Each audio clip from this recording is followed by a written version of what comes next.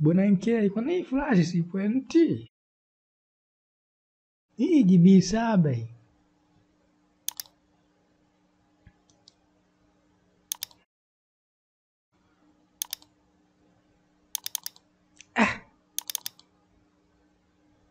Kwani chani kuni? Huyo tu wakashaniharibia flash yangu. Mimi nimemwambia bwana hii flash nzima hii. Usiende kubebea vikorokoro kutaharibu virusi. Sasa angalia hii flash ina ukubwa GB 7 hii bwana NK. Angalia ili faili GB 4 hili. Lakini flash inaniambia haiwezekani ile faili kubwa hilo. Huyo tu wakaniharibia hii. Mimi ndo maana kwa zimazi. Mimi nilimwambia bwana hiyo flash mimi sina hiyo. Atanilipa hii. Hii atanilipa hii. Bwana Makondo. Makondo anachekesha bwana, subiri bwana. Makonde, subiri wait. Unatakiwa ujue nini kinaendelea hapo. Hata wewe mwenzio utampelekea huko na yeye zingine ajui alichokifanya. Kwa sababu fanya ni mwana NK. Angalia. Kinachotokea hapa ni kwamba wewe unatuma faili ambalo linahitaji NTFS katika flash ambayo ni FAT. Wewe lao unaongea nini bwana? Huyu kaniharibia, huyu unamtetea tu. Huyu kaharibu na ataenda kuilipa hii. Aje iharibu hiyo, subiri. Okay, subiri nikwambie dawa. Dawa yake iko hivi. Nenda kwenye flash yako tena. Hebu acha kompyuta. Makonde bwana. Njoo hapa mwambie format. Hapa katika file system chagua NTFS. Mwambie start. Mwambie okay.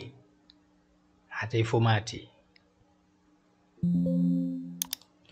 Akimaliza ikate. Sasa hivi nenda tena kwenye file yako lile. Wewe unataka kutuma faili la GB ngapi hilo? Unataka kutuma faili hili? Right click. Sasa hivi mwambie show. Mwambie send. Utakuta faili linaenda. Kumbe nigelee kuna akili. Makonde bwana. Yaani unadharau mpaka ushasaidiwa bado unadharau tu. Bwana NK, twendeni. Kuna tofauti gani kati ya FAT na NTFS? Ndio somo letu. Kwanza kabisa nini FAT? Unaposema FAT ndo nini? Nini NTFS? Ndio kitu gani? Tuanze na mwanzo. Kwa kila kitu tunaanza na utambulisho, si ndio? Okay, introduction. FAT, ili tujue nini turejee mwisho kwenye historia, turudi kwenye historia. Mwaka 77. Nikisema 77 maana yake unaelewa, si ndio? Yaani 1977. Microsoft walikuja na mfumo mpya wa ugawanyaji wa vifaa vya kuhifadhia data. Mfumo huo ulikuwa unaitwa FAT. Ikiwa na maana kuwa ni File Allocation Table. Na mfumo huu ulitumiwa kwa muda mrefu mpaka mwaka 1993. Microsoft hao wakaja na mfumo mwingine. Wakauita NTFS. Kama kawaida wanadamu wanapokuja na kitu kipya lazima elezee kuwa hiki ni kipya. Kwa naye akasemaje? N ina maana ni new, yani mfumo mpya.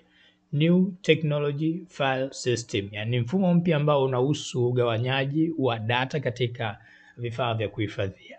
Upo Okay, tumepata historia kiufupi na nini maana ya mifumo. Njoo sasa hivi tuangalie tofauti zake kati ya FAT na NTFS. Tuanze na FAT. FAT imeenea sana na ndio ambayo inatumika na vyombo mbalimbali, hata flash ikiwa kwa mara ya mwanzo unainunua unaikuta ipo katika mfumo wa FAT. Kwa nini? Jibu utalikuta mwisho huko.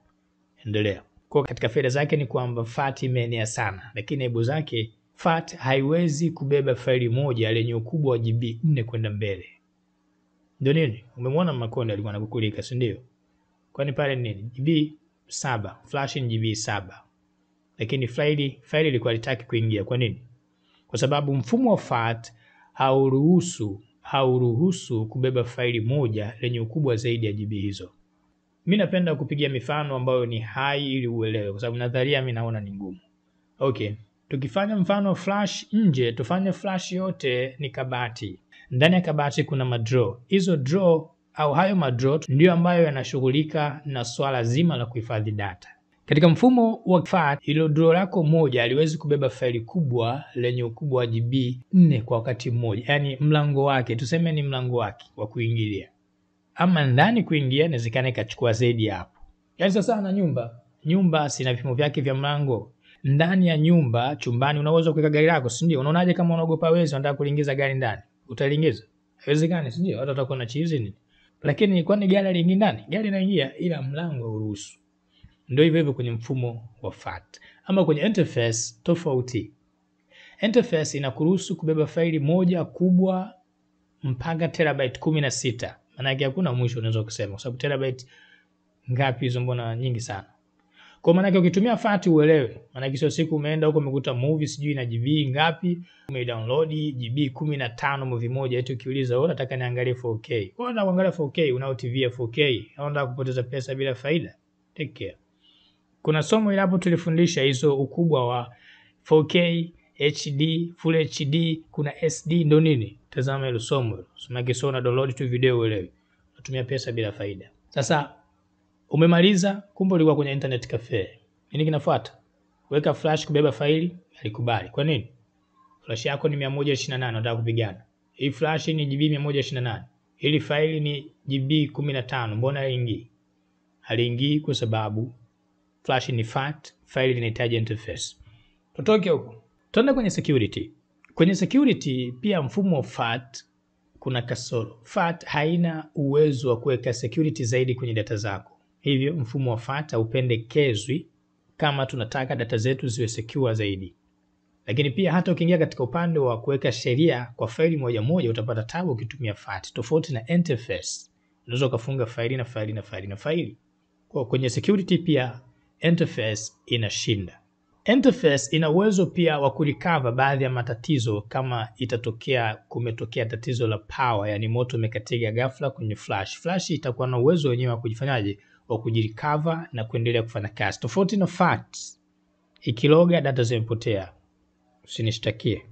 Nadhani mpaka hapo unasema kwa hiyo NTFS ni bora zaidi, si ndio? Ndio maana yake. Take care. Wanasema old is gold, si ndio hivyo? Ni methali ya wazungu, sijaipata bado kwenye Kiswahili, sijinihitaji. Sisi tunasema mkubwa dawa, si ndio? Okay. Cha zamani kina thamani zaidi, bado ni gold, ni dhahabu. Nini kinaendelea? Kampuni nyingi tangu ulipotokea mfumo huu wa FAT zimeuchagua. Na vifaa vyao vingi vinatengenezwa katika mfumo huu. Ndio nini?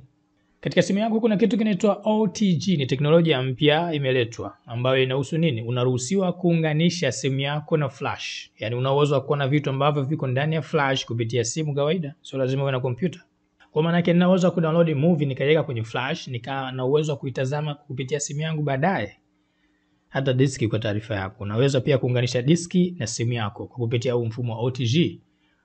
Uelewe yet. Kuhusu diski tutaleta, lakini flash ni rahisi, jaribu mwenyewe. Lakini changamoto iko wapi?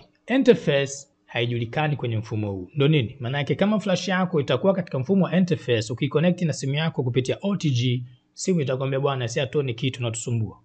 Peke yake? No. Mimi sijasema ndio mwisho. Kuna smart TV. Hizi TV za kisasa unazijua? Na zenyewe zinakuruhusu kuconnect flash ili kuangalia movie na kuchukua data na kutoa kupitia flash. TV nyingi hazina uwezo wa kufanyaje, wa kusoma faili au file system la NTFS. Kwa hiyo maana yake lazima uformat flash yako iwe katika FAT ili ifanyaje, iweze kusoma kwenye TV yako. Ina maana gani? Ina maana hivi, ngoma draw. Ndio nini? Bila. Mbona sijaelewa? Ina maana hivi, kuna kipindi utahitaji FAT na kuna kipindi utahitaji NTFS. Hakuna mfumo bora mpaka hivi sasa. Ila tu kinachohitajika ni kwamba wewe ujue kwa nini unatumia FAT na kwa nini unatumia NTFS. Na huu ndio ubingwa. Na hii ni NK Computer Training. Kuna masomo kwenye kompyuta baada na kupiga chenga eti. Jazo form. Watu wanachimba huko. Njoo uwe more than a professional. Wengine hata niuliza sasa mimi nabadilishaje mfumo kutoka FAT kwenda NTFS? Tumesema kubadilisha mfumo kutoka FAT kwenda NTFS. Kule mwanzo umeona kwa makonde mimi nienda kuformat, si ndio? Na wewe utaenda utaformat. Mtu fulani ananiambia kuna extra FAT. Extra FAT ni zaidi ya FAT, of course. Hata hiyo FAT kuna FAT 16. Flash yako hiyo ukija kwenye upande wa format, niki right click hapa nikamwambia format, Kwenye FAT utakuta kuna NTFS, kuna FAT 32 na kuna ACCER. Angalia FAT imekuwa default, maana yake ndio inayopendekezwa. Kwa nini? Ushapata jibu eti? Kwa sababu simu inahitaji hiyo, vyombo vingi vya umeme vinahitaji mfumo wa FAT. Okay. Nikichagua ACCER ni zaidi ya FAT, kwa maana yake inabeba zaidi ya GB hizo 4. Na chini yake kuna FAT 16. FAT 16 mwisho GB 2. Sijui mwaka gani nilitengeneza kitabu hiki hapa. Niliandika hiki kitabu ila niliandika kwa lugha ya Kiarabu. Na sina mpango wa kukitafsiri kwa kweli. Kitabu kimezungumzia mambo mengi ikiwemo mambo hayo ya FAT na NTFS, lakini pia kuna kitu kinaitwa MBR na GPT. Sio hivyo peke yake. Katika nchi ambazo watu wake wanapata tabu kupiga simu WhatsApp, iko kitabu kimefungua.